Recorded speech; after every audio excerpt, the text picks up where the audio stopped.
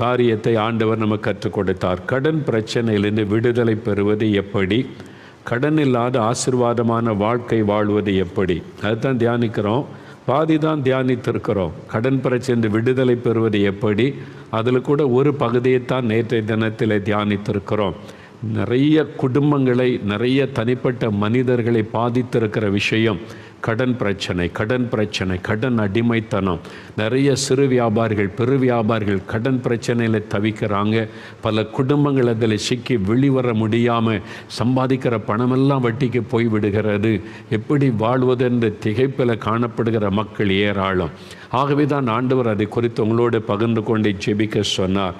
இந்த நாளிலும் நாம் அறிந்து கொள்ள வேண்டிய ஒரு காரியம், நேற்று தினத்தில் சொன்ன மாதிரி முதலாவது விசுவாசிங்க.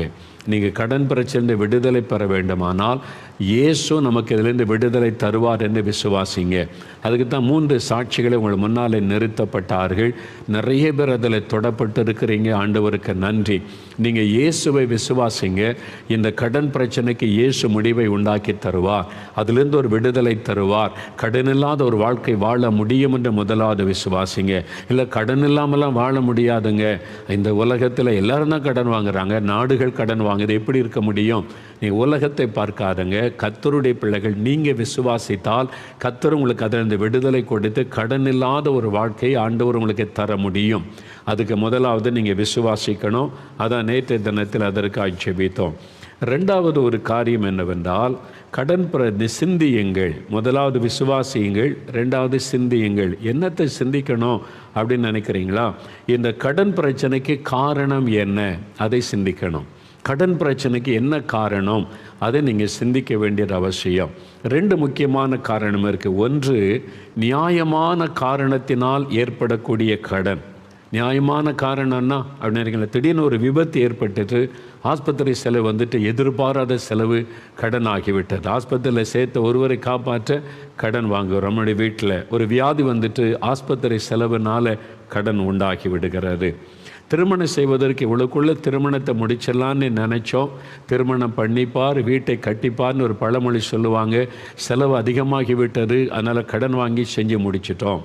வீடு கட்டி கொண்டு இருந்தோம், அது முடிச்சிடலான்னு நினச்சா அதன் பிறகு முடிக்க முடியல, கடன் வாங்கி அதை முடிச்சிட்டோம். அப்போ அதுக்கு உங்களுக்கு ஒரு திருமணம் முடிந்து விட்டது, ஒரு வீடு கட்டப்பட்டு விட்டது, கடன் ஆகிவிட்டது. இது மாதிரி சில காரியங்கள். சிலர் நம்பினவங்க ஏமாற்றிட்டாங்க. மனிதர்களை நம்பி உதவி செய்ய போய் அவங்க ஏமாற்றி நான் கடன் பிரச்சனைக்குள்ளாயிட்டேன். இந்த மாதிரி கஷ்டப்படுறவங்க இருக்கிறாங்க. அப்போது இது ஒரு நியாயமானது தான். இது அவங்க தவறுன்னு சொல்ல முடியாது. நியாயமான ஒரு கடன் வந்துவிட்டது, பிரச்சனைக்குள்ளே சிக்கி கொண்டது. நேற்றுக்கு ஒரு சகோதரர் சொன்னார்ல, ஊரடங்கு காலத்தில் பிஸ்னஸ் இல்லை, அதனால் கடன் பிரச்சனை. பண மதிப்பிழப்பீடு வந்ததில்ல, அதிலிருந்து ஆயிரக்கணக்கான சின்ன வியாபாரிகள் பாதிக்கப்பட்டு இருக்கிறாங்க.